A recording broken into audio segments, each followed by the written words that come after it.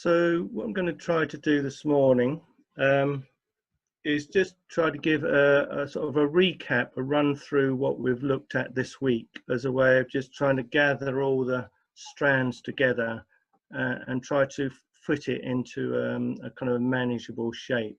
I realise there's been quite a lot of input, but actually it is quite simple. So the way that I'm going to try to, well, not try, I'm going to go through the material is simply by using a series of diagrams, very simple diagrams. If I was in the center, I'd have the flip chart, and I'd be scrawling a number of images, diagrams onto the board. But the delights of this technology, and with the great help of appreciative help from Louis, we're going to have the diagrams put up in front of us on the screen, just as a way of sort of leading us through the material. So I think, Louis, if you wouldn't mind, actually what I will say first of all, I'm aware, apologies for anybody who was wanting to use this material just to listen to whilst they're driving along in their car, because unfortunately you're going to have to, it's not going to make a lot of sense because it's basically primarily based around these images today. But so apologies for that.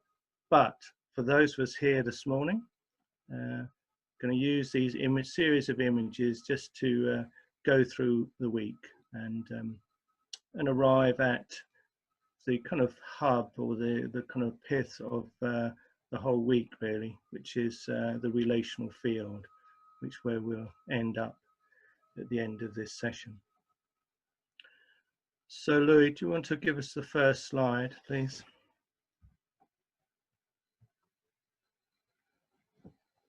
Wow. So there you have it. That is the teaching. So this is where we begin, really, in this state of duality. And this is really what the whole of Buddhism is about. This just being curious about this experience of being in relationship to different parts of ourselves, but particularly what we describe as self and other. And Buddhism is only interested in this. Buddhism's not interested in any theoretical views. It's simply inviting us to explore our experience. And this is why Sangha is so key. It allows us, it gives a forum, an arena in which to explore this basic dynamic, this sense that we all have of feeling ourselves a kind of a separate node in relation to life, to other. And this is really the ground where we started during the week. And I introduced this idea, or the Buddhist idea, of shunyata. And the suggestion is that because we are creating this split in numerous ways, we are creating suffering. So how we perceive the situation is the basis of suffering. So we're trying to move towards the view of shunyata as a means of liberation. And to help us explore our experience fully, what I was suggesting was that we can explore this basic connection through looking at the sense of eros in our experience. So eros, as I explained, was this the connecting principle, what actually kind of leads us out of that small bubble of ourselves into life. But also the second aspect of Eros, this sense of being reflected back, being, mirrored, and how vital that mirroring is for our self-knowledge, for our self-understanding. And finally, I suggested that integral to this dynamic of self and other is a longing for something more, something beyond. There's something always calling us through that relational life into a bigger perspective, a bigger view. So Louis, number 2, please.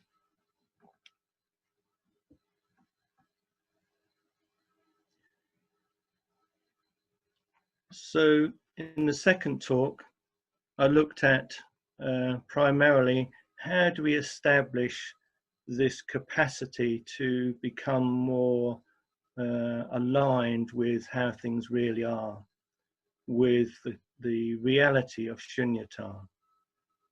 And we looked at through an experiential exercise this sense of establishing a field of attention that both includes our inner and outer experience. And this is really key to the practice of Sangha, to build this capacity to be both with this sense of ourselves and our sense of other, of that which appears to be external, and noticing the dance between those spheres. And that dance is held in this container, if you like, this vessel of awareness. So this is really the primary tool that we're using. Well, hopefully this is what we've been developing this week, this capacity to recognize how our inner and outer lives are so interwoven. Particularly, hopefully we'll have noticed when someone reveals something of themselves, really shows themselves, it really also opens something for us. There's a sort of a mutual opening through Sangha. Louis, the next one, please. So we then came to entering the mandala, and the way or the reason that this little diagram is here is to acknowledge that this sense of ourself and other, that each one of us will have a very particular way of knowing ourselves and the world. So of course we have the 6 senses here, which are illustrated. So they kind of, they are gateways, if you like, into knowing. And we'll all have our own particular gateway. And I think really wanted to stress that earlier on in the week, to really encourage us to trust our actual experience. Because we might imagine that it's important to, we might imagine that we have to be a particular way, we have to interact in a particular way. And what this is pointing to is, in terms of the mandala, we completely have to trust our own way of knowing. And the next one.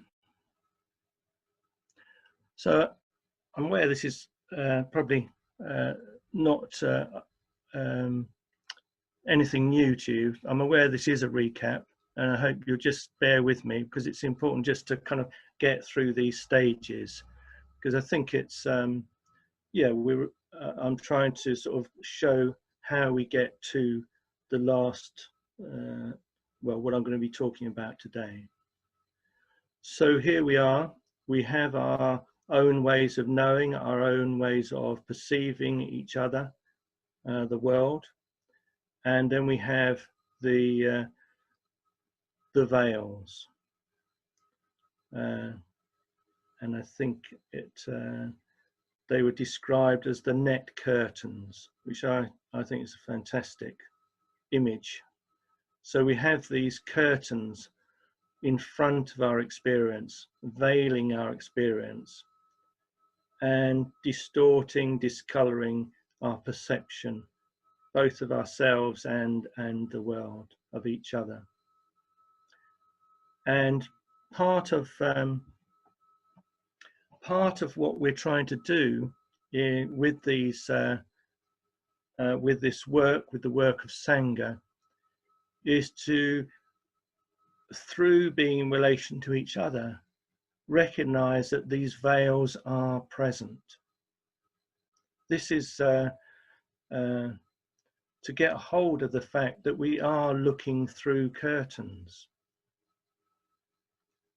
We've probably all had that experience, or maybe not,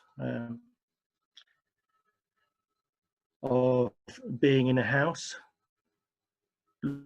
looking out the windows, but the net curtains, looking out into the street. You know, there's definitely that sort of distortion and that inability to see clearly through them. And of course, it stops people seeing in, which is also as important to these veils. So they are there as described as protectors, as ways that we modify our experience to keep ourselves safe and secure. And we see them, well, the invitation is to see them as gifts. And the next one, Louis, please.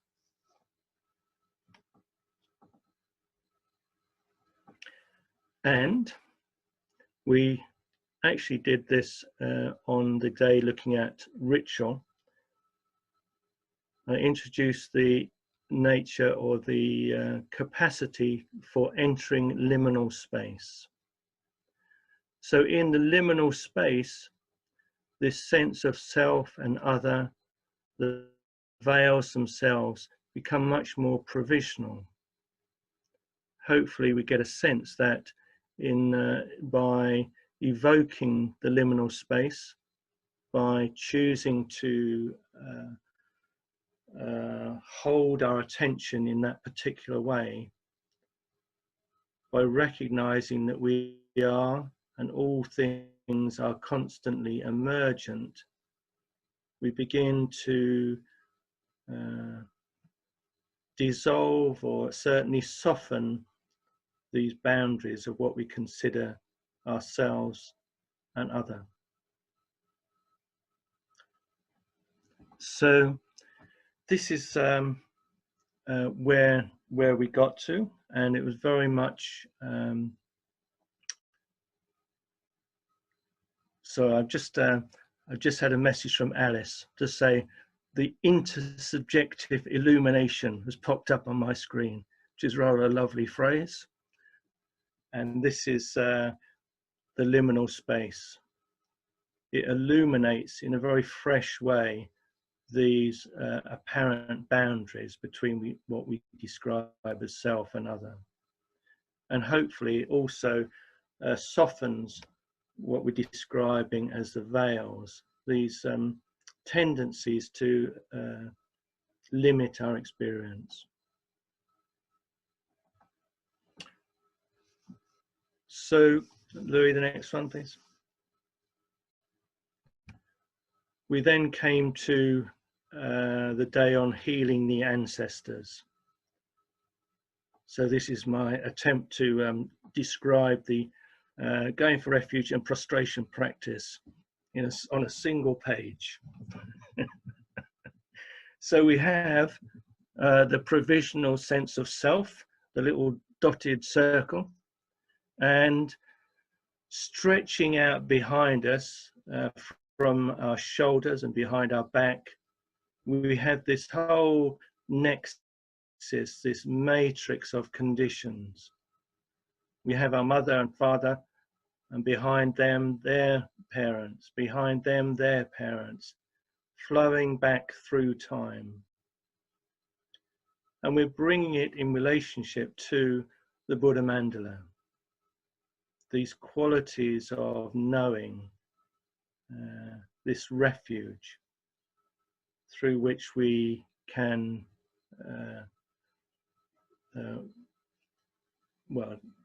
through which we can unveil life as it really is, come to a deeper knowing of life as it really is.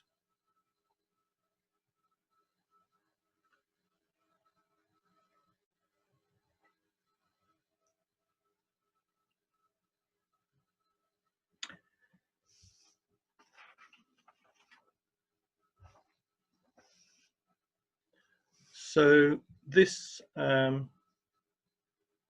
diagram is where we got to yesterday, and so we now come into the material for today, beginning to look at the relational field. So if I could have the next one, Louis. So my understanding of the relational field is very much associated and bound up with my understanding of the Vajra. So I'm going to just talk us through the symbol of the Vajra as a way of just clarifying the spiritual life, the spiritual path. So you can see in the center of this symbol, this symbolic form, a circle, a central core to the object, the symbol. And that core, that heart of the Vajra, is non-dual awareness. This is the goal of practice. It's the truth of Shunyata. It's where we always are, and yet endlessly split the experience. So at the heart of the symbol is Shunyata, non-dual experience, the not two. But that has split. This is what we do. We split our experience. We create this dual experience. So out of that non-dual heart, two lotuses emerge. So that's the next section's out. That's the form of a lotus. So we have these lotuses blossoming out of the non-dual space. And these lotuses give rise to the whole myriad of appearances. All that we know and see are these arising lotuses.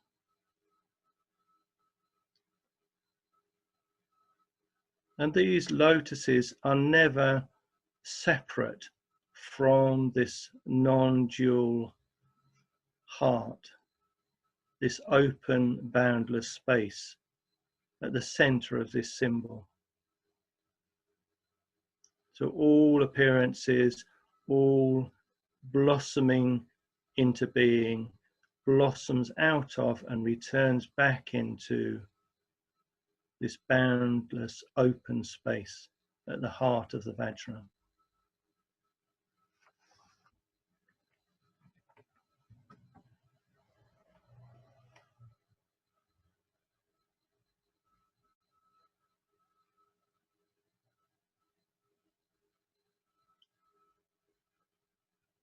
So we have these blossoms, these lotuses appearing from the core of the Vajra. And traditionally, the Vajra is described as having, well, let's just complete the picture. So the lotuses, out of the lotuses emerge Garudas. These are mythical beings dragons, life energy, and they are, what we see here in front of us is actually the head of these beings with their protruding tongues forming the various tongues of the Vajra. And these depict in the splitting, we have the splitting of what's called the 5 wisdoms and the 5 poisons. So this is one way of describing experience. And in a developmental model, what we're trying to do is move from transform the poison into the wisdom. But actually, as you can see from this symbol, and why I find it so appealing, so beautiful, is actually the poisons and the wisdoms are completely inseparable. Wherever we find ourselves, we can track through our experience back to the central axis and find our way home to the non-dual space at the heart of the Vajra.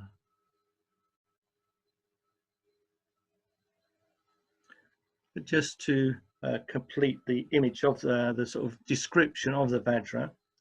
So the Vajra contains within it all the poisons. So poisons is another way of talking about the veils, and these are sort of just a general characteristics of this dualistic experience. So we have these tongues, these prongs at one end are described as greed, pride, hatred, envy, and ignorance. So these are what emerge out of the splitting of experience. We separate ourselves out through these ways of being. Greed, we're trying to grasp after something which we apparently don't have. Pride, we set ourselves up above others or below. Hatred, of course, is pushing away. Envy is seeing ourselves having lack. And then there's ignorance, which is simply that state of not being quite sure what is going on.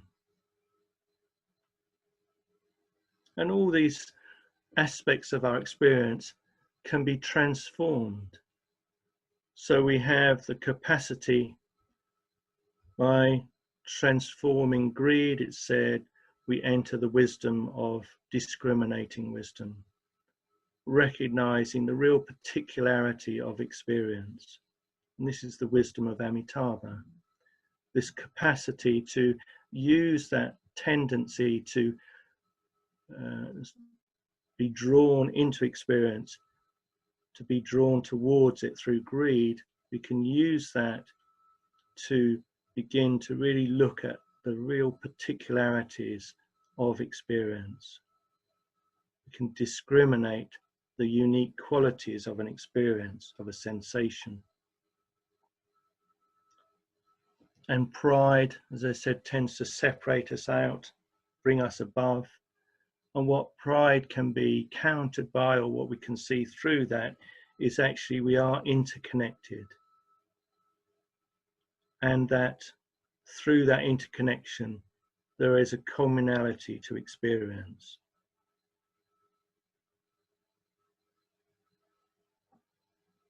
The capacity for, and that is Ratnasambhava. And then there is Akshobhya's wisdom, the mirror-like wisdom, the unshakable wisdom. So hatred tends to push away, resist experience.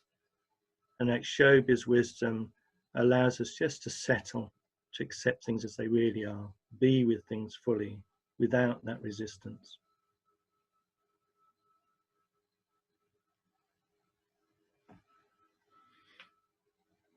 Moga City, envy,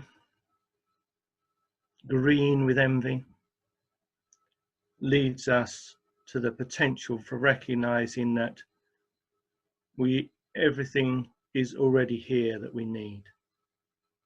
We don't need anything more than our actual experience, our current experience. We can accomplish everything with what we are experiencing right now.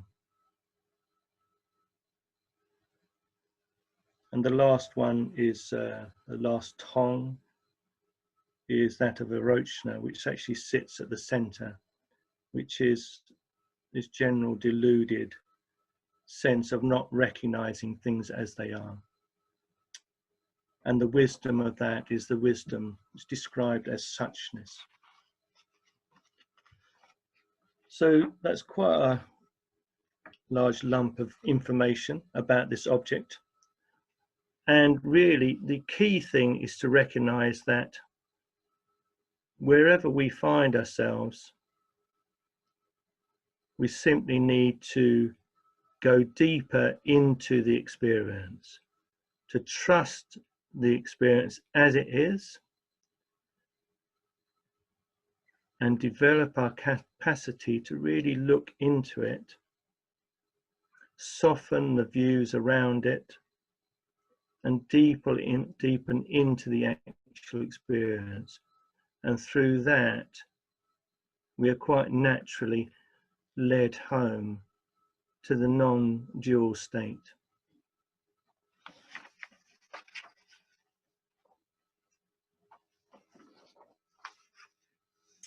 So I'm going to ask you just to take a couple of minutes to settle, and I'm just going to try to point that out in our actual experience.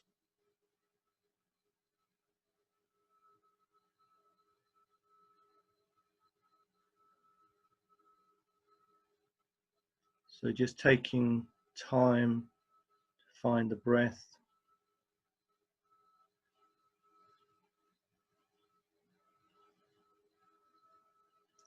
and find the sensations of our seat,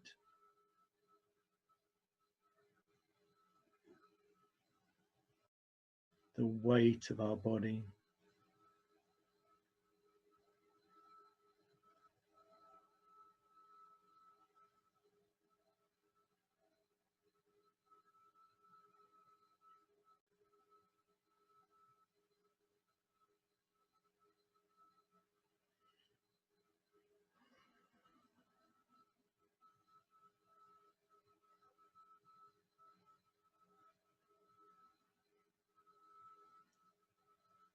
and the first thing would just be to recognize that any thought or view that's in us here and now is connected to the soma. Our thoughts are interwoven into the body. Our thoughts are activating sensations, and sensations are giving rise to thoughts.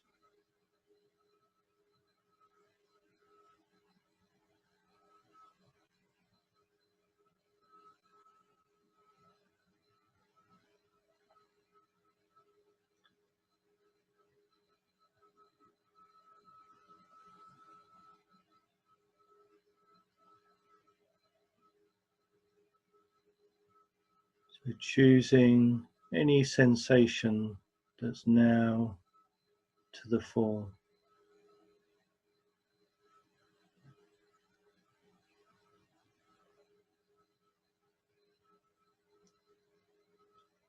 And choosing to explore that sensation.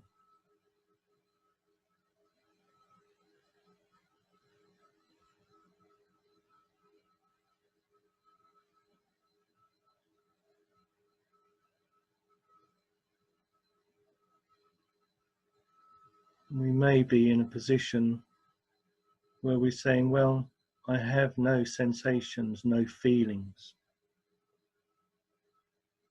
And just to remind you that absence of feeling is a feeling.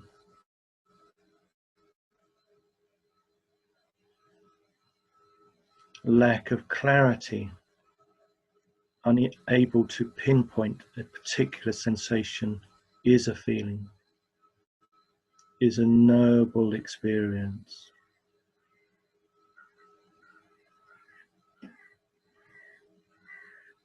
And there may be something very vivid that we're with, and that is a sensation, a feeling too.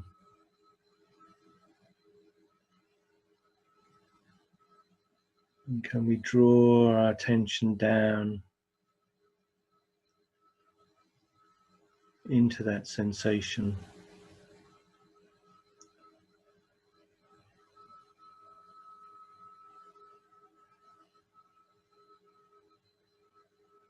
And can we see that it's not possible to find an edge to the sensation?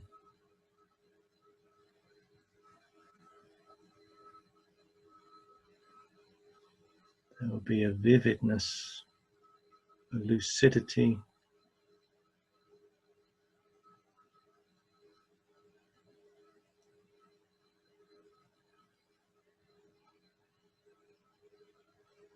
and as we can, or in the invitation is to broaden our attention,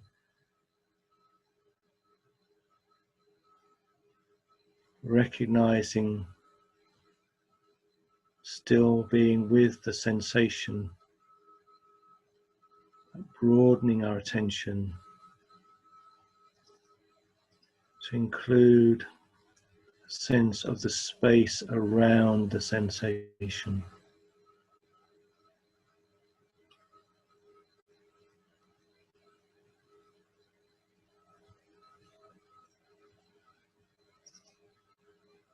Broadening out from the sensation into the boundless space.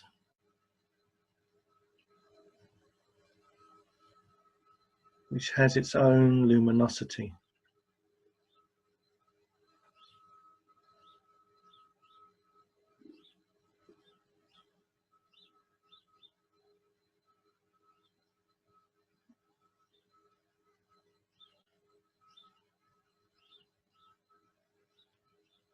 That is unaffected by this sensation within it.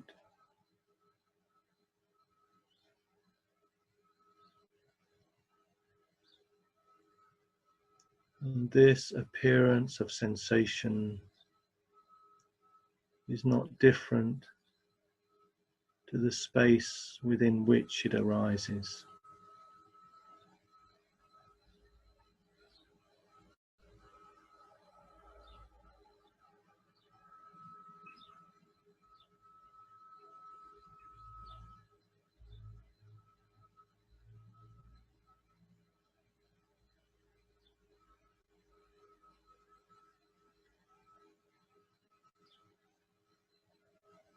The heart of the Vajra is never absent. You simply need to enter through the sensation into the boundless space.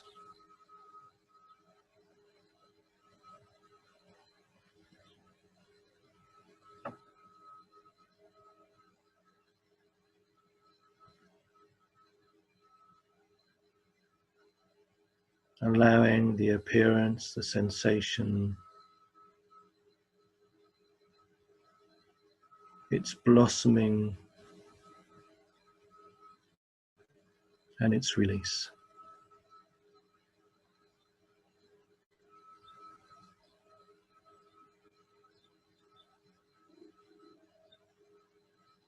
And recognizing that you and me and all beings live in this boundless field.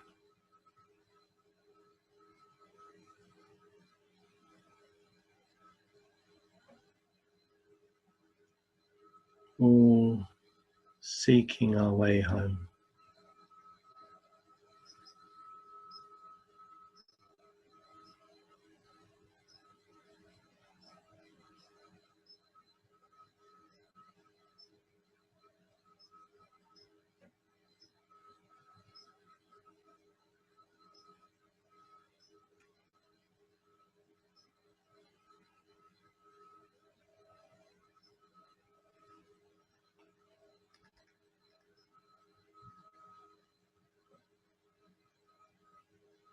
And when you feel ready, just ensuring you have a sense of your breath in the body.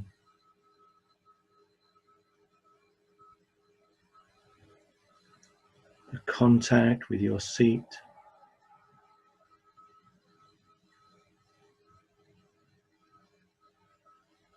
Coming back here. When you're ready, opening your eyes.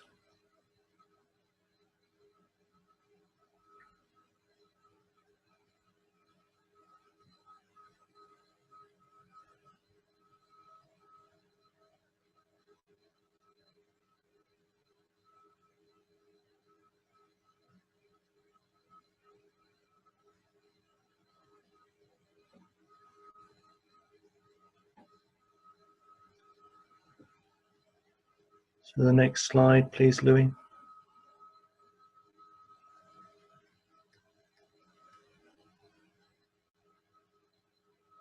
Thank you. So here we have the Vajra as an image for the life of the relational field, the life of Sangha. And in it we have this sense of self and other, and all the various splitting that we do in our life, the spiritual and the mundane, meditation and non-meditation.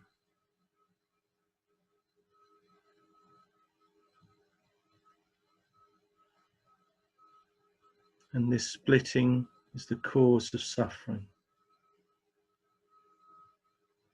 So what we're doing together is trying to bring greater clarity to this process of release back into this open field of awareness.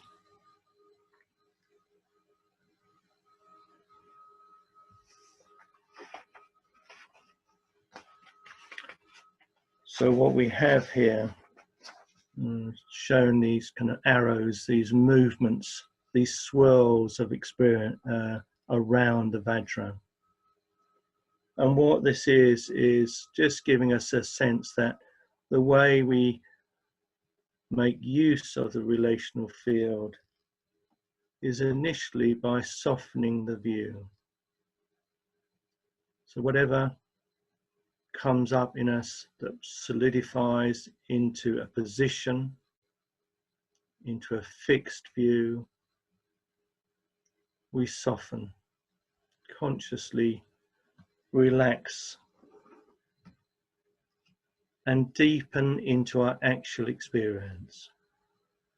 So this is the rotational sense of these spheres at either end of the Vajra. There's a softening, then a deepening back into the actual experience and releasing into that open space.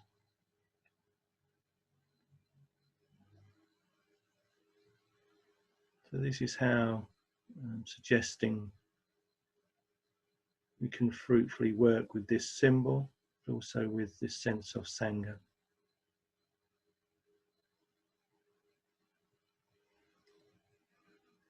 And the last slide, Louis, please.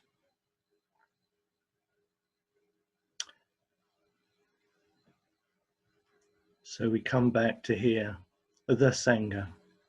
This is us.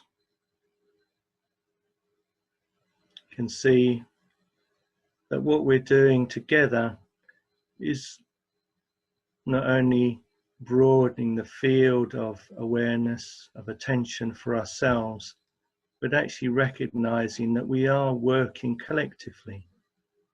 We're working to bring about this collective, fruitful mirror, this capacity to be with ourselves and to be with each other. And in this way, we support each other, encourage each other to release from the veils, release from that which carries us away from the sacred present. So our current experience is sacred. Our actual experience right now is sacred.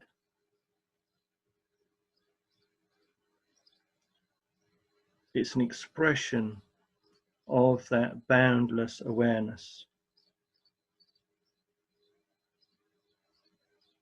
It arises out of a completely open field of luminosity, lucidity, and boundless space.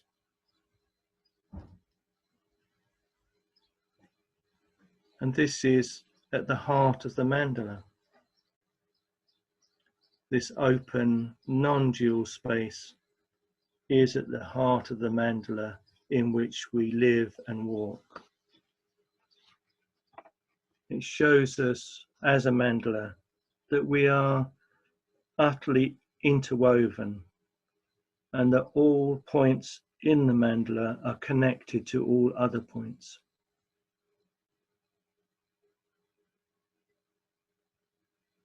You are connected to me and I to you. And we're co-creating this manifestation.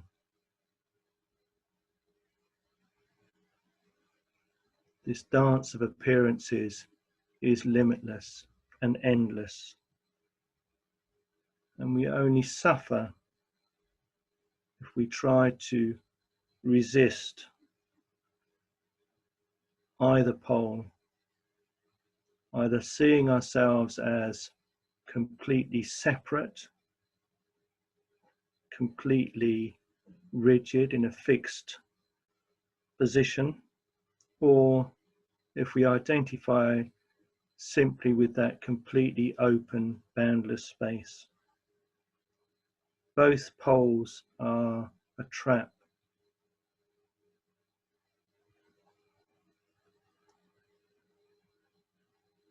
The not to is to be with that boundless space and appearance. Recognizing that the end of suffering is not an idea, it's a direct experience. And it's possible right here, right now, as it has always been.